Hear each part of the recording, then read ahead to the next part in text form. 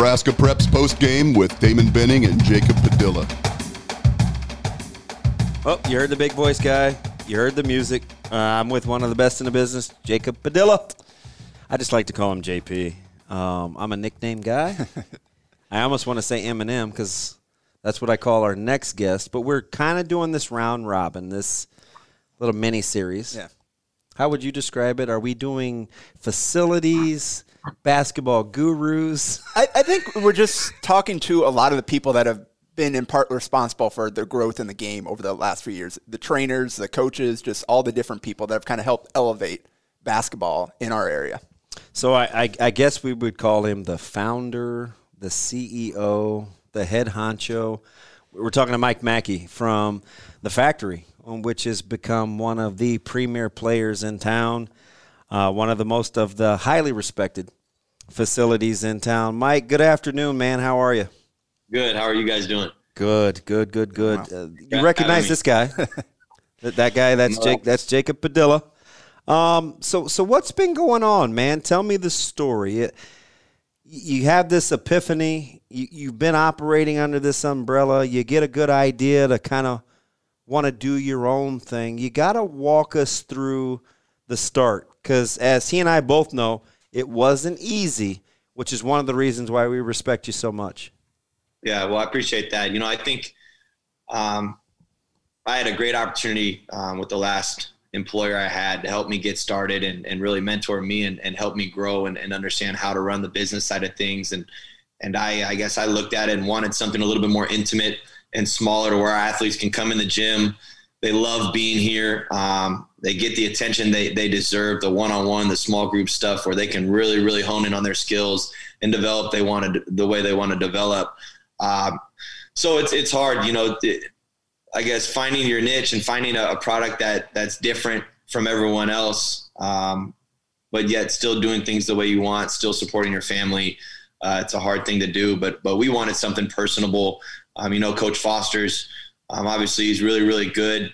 I try to stay in the gym as much as I can, but for both of us, getting to know all of our athletes, knowing everyone by name, knowing how to help all of our athletes continue to develop and get better was our goal with opening the Factory, and that's what we're trying to stick into right now.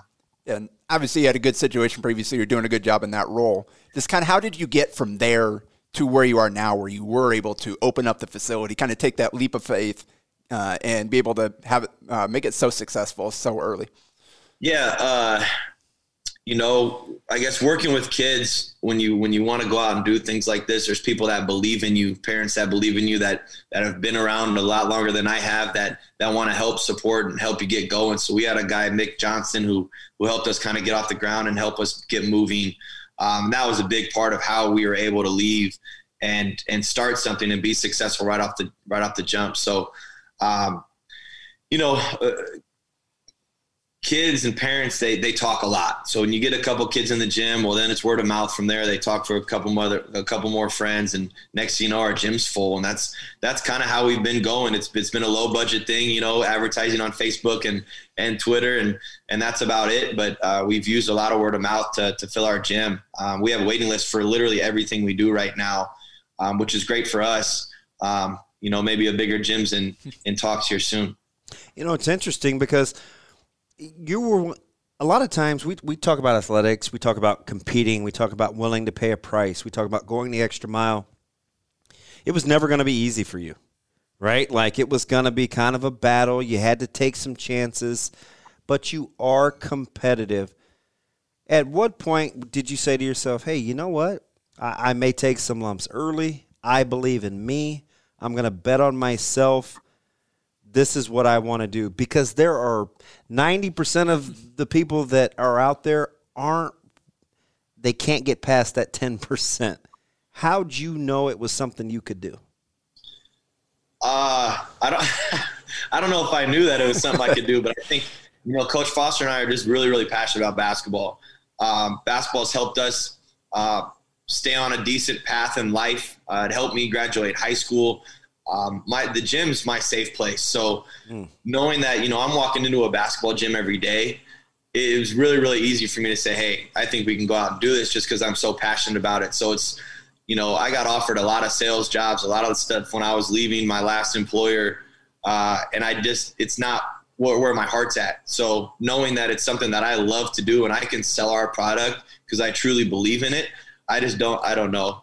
I didn't think there was ever a time where I felt like there's no way we can do this. It's going to be a process. It's going to build up to where, gosh, there's some months, there's some times where things aren't great for us, but we've gotten past that hump and really grown our business into something we love.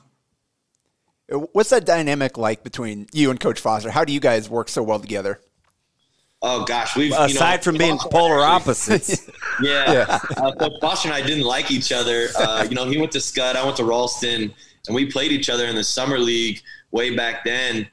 We were at each other's necks. I mean, we were talking stuff back and forth to where that game got over, and I think he wanted to meet me in the parking lot. You guys probably don't know Coach Foster like that, but he's got a little bit of a mean streak in him. It just takes a lot to dig it out of him. And I know you're capable of that. Yeah.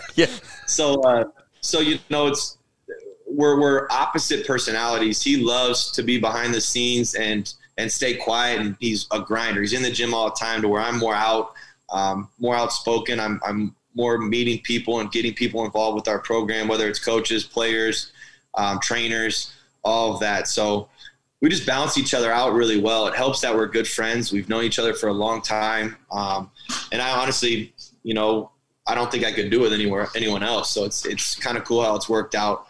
He was the first phone call I made when I decided to leave my last employer, and there's no hesitation. He wanted to do it right away. You're an interesting case study because another reason why you don't judge a book by its cover. You guys obviously have the Ralston thing in the basketball community to bring you together as kind of a relationship deal. With me, it's different, right? I'm a teacher by nature. I have an endorsement to teach. I watched a guy coach that was continually beating the teams that my kiddos played for. And I'm thinking to myself, there's something about this guy and his ability to build relationships. Small in stature, kind of unassuming in nature, but there's this big voice and this energy and this belief and confidence. Where'd that come from? Because it's obviously your relationship building and people believing in you that's kind of helped get you to where you're at. Yeah. I don't know. I don't know where I'm ultra competitive, as you probably know, both of you know by watching me coach. But I think most of it comes from my high expectations for all of my players. I don't care if you're my best player or my worst player. I'm holding you accountable 100% of the time. And when you don't meet my standard, which is hard to do, you're going to hear about it. I tell all my parents, my new parents, listen, I'm going to be yelling at your kid, but trust me, when he does it right, I'm going to be chest bumping him. That's just who I am. I'm a high energy guy, but I want the most out of my athletes. I think the coolest thing is when my guys get done with 8th grade, they go to high school, and you know what?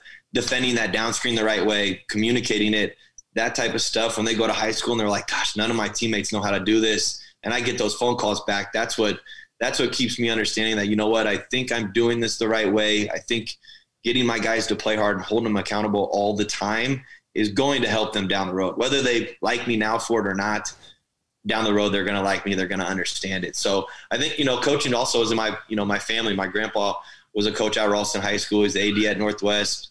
He's in the Hall of Fame at UNO for basketball and baseball. So it's just, I guess, something that I grew up with. My dad coached me very similar to how I coach some of my guys. He was really, really hard on me.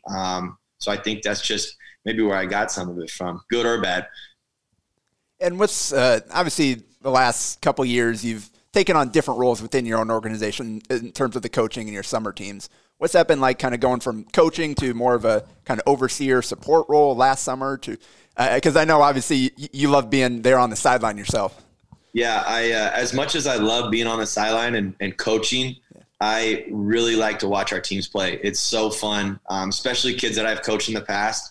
So it's been, I don't know if it's because I'm a dad now or what, but it's been easier for me to kind of move to the sideline and watch. I think also just knowing that we have people in line with us that I can trust. Coach Foster and I trust the coaches we have tremendously. I think that takes a lot of pressure off too. When you know you have guys in line to do a good job, you believe in how they coach.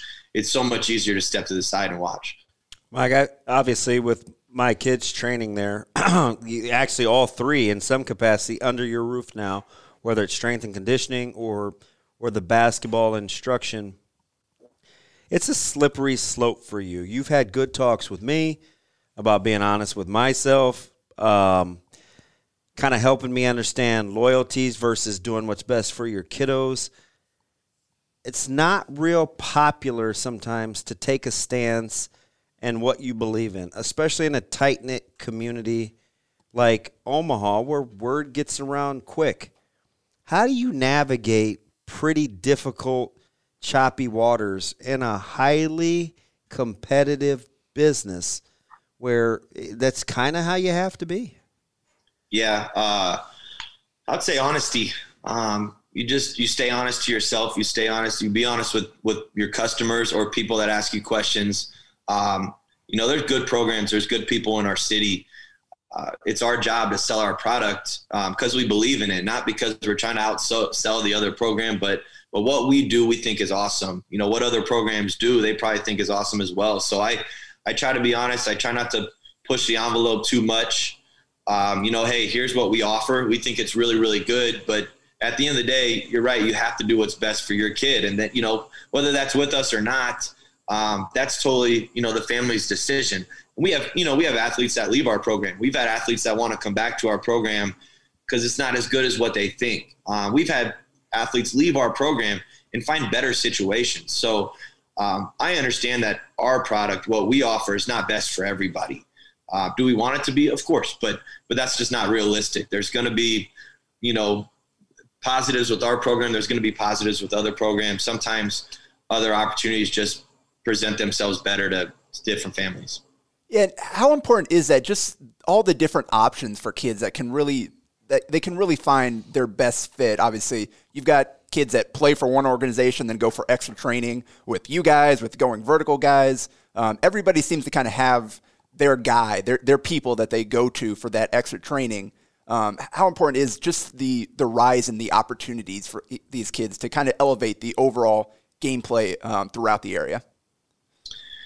It's awesome. I mean, at the end of the day, all of us have the same end goal, is to help basketball grow and help basketball be better in Nebraska. And I think we've all done a really, really good job with that.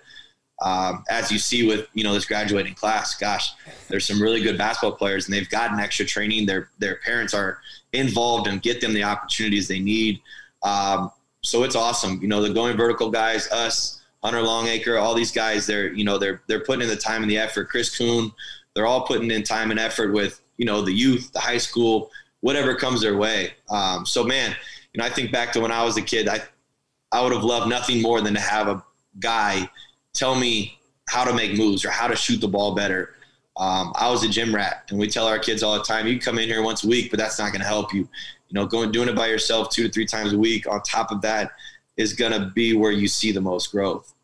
Yeah, it's interesting, man. I listen, and then I pit it against our own personal experiences that we've had, and you come across as a guy that practices what he preaches, which at the end of the day, kind of the consistency in your message is going to be, that's the real deal, right? I walked in the other day.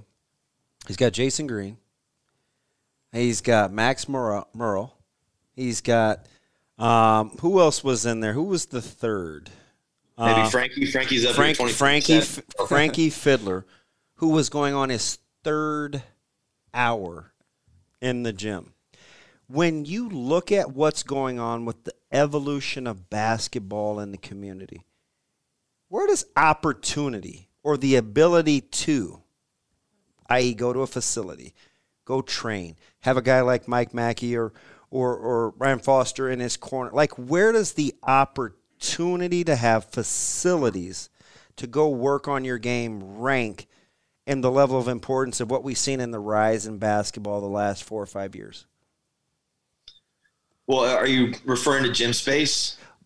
Guys willing to pay a price, gym space, good educational instruction. A lot of guys got space. A lot of guys don't have the talent or the time or the tutelage or the know-how right. to to expound. You guys, there's this run of quality places to get good at the sport.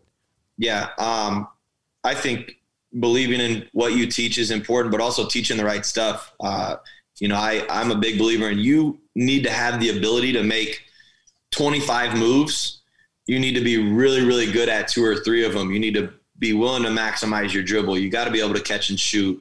I think what we do best and why we've grown so much is that we teach kids how to be efficient. You're not going to come in here and make 18 moves to shoot a step back 3. We just don't want to see it. And how often you talk about how often you have the ball in your hands. Who was it? It's a college coach that did a stat where I think outside of the point guard, everyone else has the ball in their hands for like 5% of the game.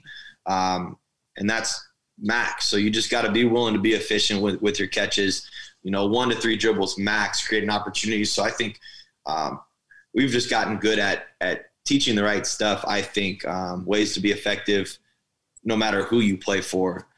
And I think that's what we take pride in is just, what are you teaching your kids? Are you teaching them a bunch of, crazy moves that you can use for 1 out of 30 coaches? Or are you teaching them something where it doesn't matter who they play for, it doesn't matter what system you're in, you can play basketball the right way? How do you figure out what's the difference between customization and being portable? Because you have to understand the kid that you're working with. Not everybody can have the same, for lack of a better term, bag. How do you understand, or where did you come across what's portable versus, okay, this particular individual, male or female, is different, so they can do this? Right. I think that's just a judge of talent thing. I think I have a decent eye for that, whether it's recruiting our kids to the college level or getting players into our program. I think I can look at an athlete and say, hey, this is going to work well for him. And then it just takes time. Anyone that I have in the gym, you're going to go through a basic workout to give me a better idea of what you need to grow with and fill out your game. So I think, like you said, the customization thing is huge with basketball players. Max, I'm not going to teach Max, a ton of off the dribble moves. We work a ton on shot fakes, rips, jabs, hezzy rips, just different stuff, rip overs, unders, all of that good stuff for him with a change of direction next, but it's limited. How can we maximize your 1 to 2 dribbles? Being a 6'9" guy, you're not going to have, you're not going to be dribbling the ball 5 times getting downhill. So a lot of picking and popping and playing at those opportunities. I think that's the fun part of our game, is to be able to look at a guy and be like, okay, this is what you need. And that's really, really important. If you're taking the same approach towards every athlete, then you're just building robots instead of building a basketball player that can impact their team in whatever way their coach wants them to. How do you strike that balance between running your successful fall and winter and then spring and summer teams in combination with all the skills training, just the timing for everything, trying to make sure everybody gets what they need, putting in enough effort for all that? And then how do those kind of build off of each other with a lot of the people that kind of do both with you? Yeah. We try to be honest, through our skills stuff, we don't have a ton of select kids that come to our skills stuff on a separate basis, because we do so much skill stuff with our select players already. So they already get that within their select program. I mean, all our kids get, in the summer, they get skills once a week.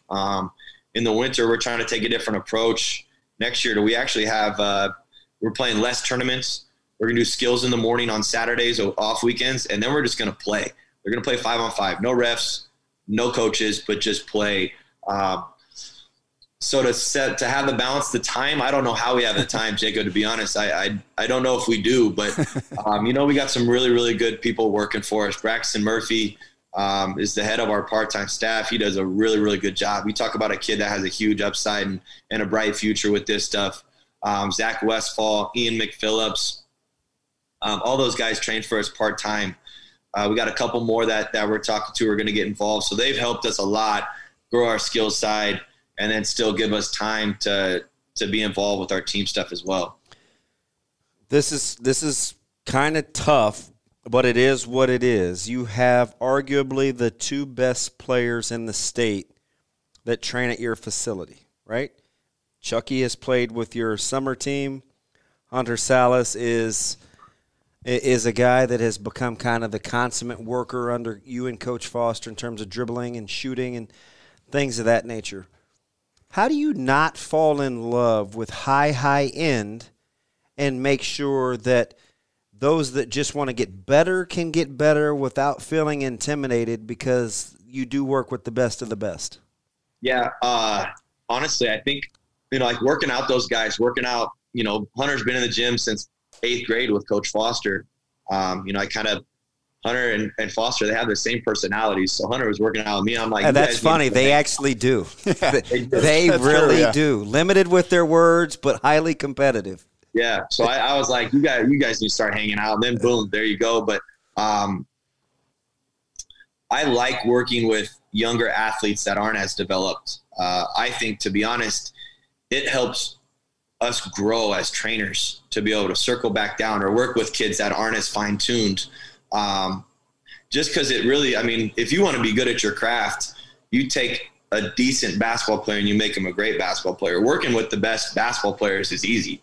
You show them something once and they got it, whether it's 100% correct or not, they can pick up skills on their own. And they're the small percentage that can, but working with the younger kids that work really, really hard, that's where you see the most growth. And that's the most rewarding. I would work with a 6th grader that works his tail off and wants to get better just as quick as I would work with a Frankie Fiddler or something like that. No hesitation at all. I love working with maybe underdeveloped kids that have great work ethic. To be honest, we've kicked kids out of our gym. We've told them not to come back if their work ethic's not great, because then your parents are wasting money. You come in the gym for us an hour and you goof off, and then you go home, you don't practice any of it. You're not going to see any growth. What we do is good. We can help these kids, but at the end of the day, it's the time they put in outside of our gym that's really going to make a difference. You partnered with Progressive Fitness out there. How important is that side of it for kids these days to have all the athletic and the fitness training in addition to the skill work? That was something that was non-negotiable for me. Leaving and opening this place was speed and agility. I tell parents all the time, like, your kid probably doesn't jump fences. He probably doesn't climb trees anymore. That was legitimately my speed and agility growing up, was just running around the neighborhood, riding my bike, probably doing some stuff I shouldn't have been doing at that age. But it's so important. It's so important. Working all the muscles. Kids are, they're so specific with what they do nowadays. So basketball players, they play a ton of basketball and maybe play a little bit of football or a little bit of track or, baseball. Same thing. You do so much baseball to where you probably need to get in and work some different muscles to make sure your body's, well tuned and you're building strength throughout your body instead of just a couple different muscle groups. I love that stuff. I love watching it. The Progressive guys, they're probably some of the best people you'd ever meet.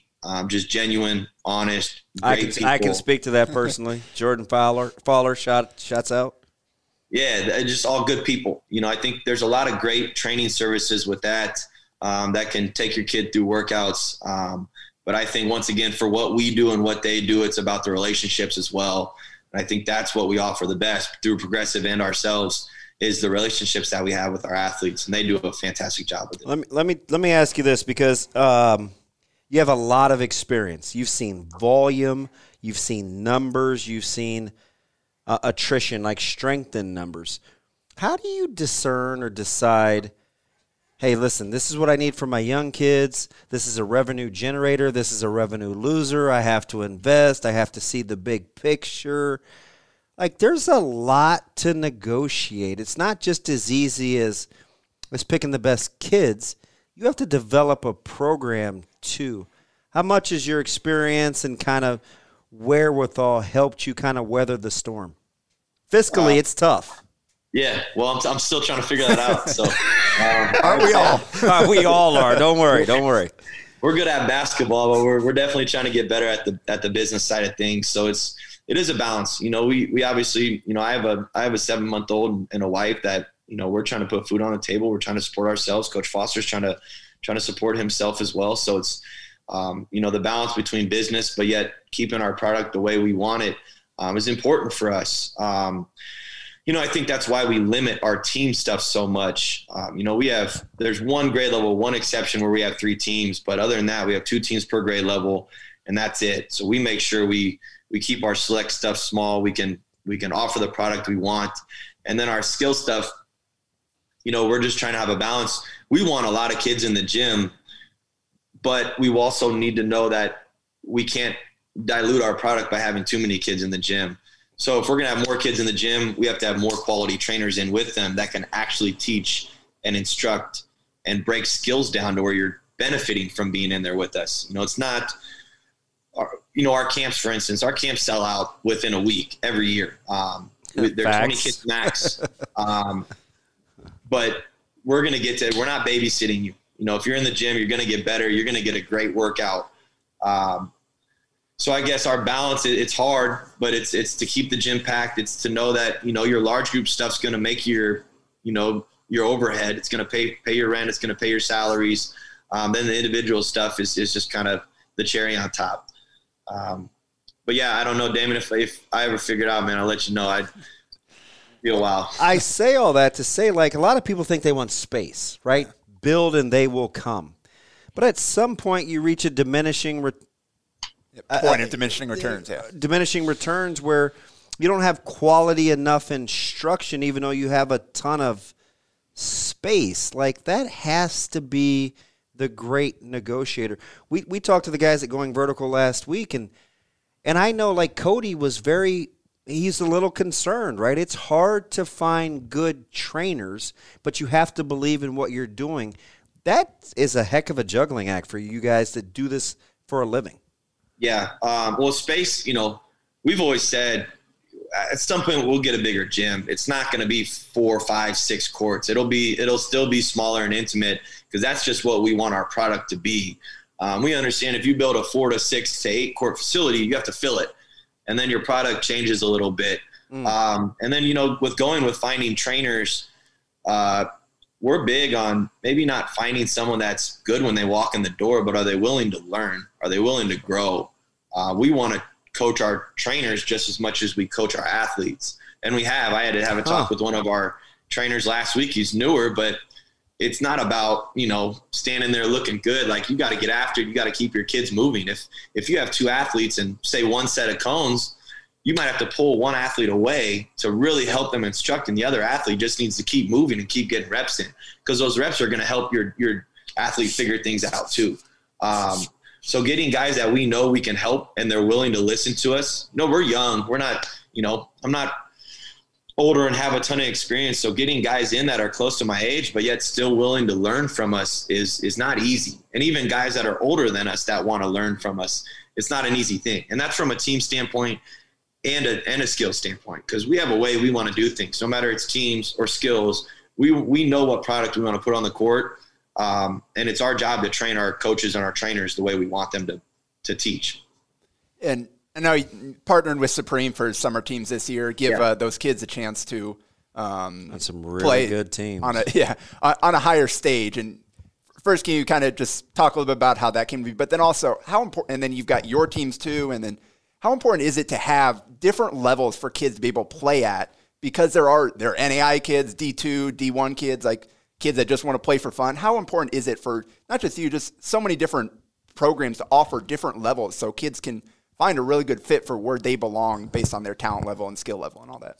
For sure. Yeah. Really, really important. I mean, skill level, it changes all the time. If you would have seen me as a freshman compared to when I was a junior, I mean, no one would have wanted me on a team my freshman year. That's a promise. And I don't know if anybody did my junior year, but I thought I was a decent basketball player at that time. So skill develops at different times. You have to give kids opportunities, and you got to put them in positions where they can grow and get better. What we've done with Supreme, I love those guys. I love Matt. I've gotten to know Ryan Reeder here a lot more just within the last month or two. We just look at it as they got a lot of Lincoln, locked up. We got a chunk of Omaha that's in our corner. We can really recruit throughout the whole state of Nebraska, and we think get a majority of the better players to play with us at a high level. And then, 17s, we'll do 2 teams at Nebraska Supreme, because we know that's when recruiting gets a lot more serious, especially for those, maybe that second tier of athletes that, yeah, they're not getting a long list of Division I's, but those NAIAs, those Division IIs, and maybe even they might be able to sneak into some low major stuff depending on how quality that team is. We know that's really important at that age. 16s and 15s, we only do one team at that top level to where we know, am I having second team Omaha kids travel to Lincoln for basketball? I don't know how much sense that makes at the time. When they get to be 17s, yeah, I think that's going to be an important thing for us to put together a really competitive team and hopefully help you get recruited. But man, basketball's grown so much. There's so many opportunities for so many different kids.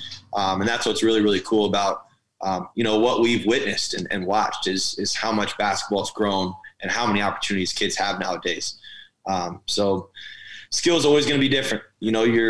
Bob, my old boss would say this all the time. And, I don't know if we listen and it makes so much sense, but your best fifth grader is never your best senior. And that's the truth. It's the kids that get in the gym, they work hard, they grow 6 inches one summer, they put things together, and then voila, here you go, you got a stud. So sounds a lot like Hunter Salas. Hey, before we let you go, man, you talked about the growth and the vision. Did you ever think you would be a part of a 2-shoe system sponsored in the state of Nebraska when you're leaving Ralston, where you're like, okay, there's going to be a couple of circuits. I'm going to be a part of one of them. There's going to be 2 in the state with 1.7 million people. That's unheard of. Yeah, it's and I think Omaha is growing as a city. So basketball is growing, baseball is growing, everything's growing in our city, and that's awesome to see. But I don't. I guess for me, it was never about that. I didn't think it would happen. I didn't know if it would ever happen within our state, just because Nebraska. I don't think we get a lot of credit for a lot of our athletes, not just basketball, but a lot of them. So my focus is always on the youth and trying to help our youth get better to when they do get to high school. There's a chance for them to go play at the next level. But now that us and OSA, they have 2 shoe deals, and you got the best exposure you can possibly get. It's great for our community. It's great for our kids.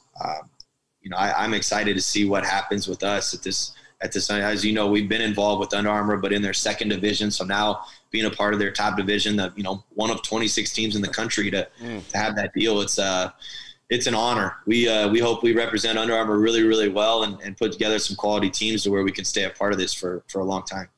Yeah, the scary thing is you get older, you're as competitive as anybody else in the state, man. I didn't think you'd disappoint. I knew you wouldn't. It took me a little bit to give you the stage you've earned. I won't even say deserve. You've earned. Jacob. Hey, listen, there's no doubt about it, man. One of the best in the business. Obviously, somebody that I believe in personally, and my fellow Ralston Ram here, he believes in you too. I didn't know if it was the Ralston thing or was Mackie just that good. He said it was a little bit of both. Yeah, there you go. Mike, why don't you go ahead and plug your stuff? Where can people get at you? thefactorybasketball.com is our website. Everybody follows us on Twitter. I feel like that's our main source. My email, mike.mackie, MACKIE, at thefactorybasketball.com. Shoot us an email, get on our website, check out our information. We'd love to have you in the gym. One of the best in the business. Eminem, it took me all segment to say it. But that's what I call him. We got a JP, and I've got an M&M. I don't even like chocolate, but I love that guy. That's Mike Mackie from The Factory. Hey, we appreciate it, big timer. Thanks, guys. Have a good one. That's Mike Mackie, president, founder, CEO, the guru of The Factory. Been a heck of a run. It's fun. It's good talk. Hey, he's the real deal. You heard that? You heard the music. That means the big voice guys tell you that's Nebraska Preps postgame. That's Jacob Padilla. I'm ODB. Hey, we're back next week. A Hurrdat Media Production.